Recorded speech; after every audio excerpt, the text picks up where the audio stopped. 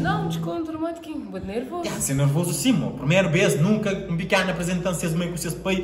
Gastei mo que também, ser nervoso sim. Calma, minhas pais já desconto. Está gostado, pô. Normal. É ok. Pronto, não é?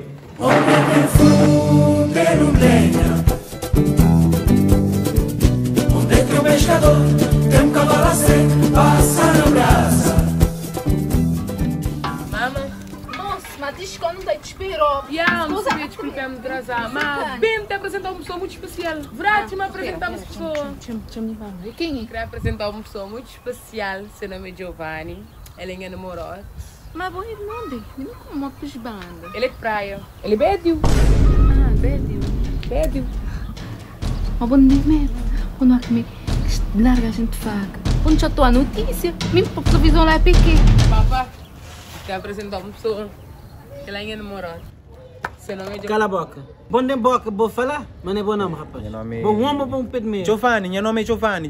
O que eu vou te fazer na vida? Não gasta fazer nada, gomo. Mas para morrer com o sacaiambra, gasta para nada para fazer esse dia separar, já. Porra, então o que vou querer minha filha, pá? Te arranja-me um malandro? É um bandido, né? Se bem perguntou mais uma vez. Que dizer que vou querer que minha filha? Que vou te ver?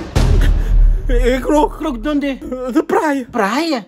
Ah, rapaz, bem um croco direito. Croque é metade um homem, mas para quem que sabe beber, quem quer saber beber, panha croque é largada amor. Meu nome é Gel. Já croque para três rapazes, Luís cabelo Te cacó. arranja-me um malandro?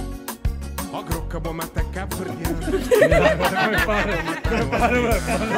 Não, você é nervoso sim, mo. Nunca que apresento, nunca foda assim na boca.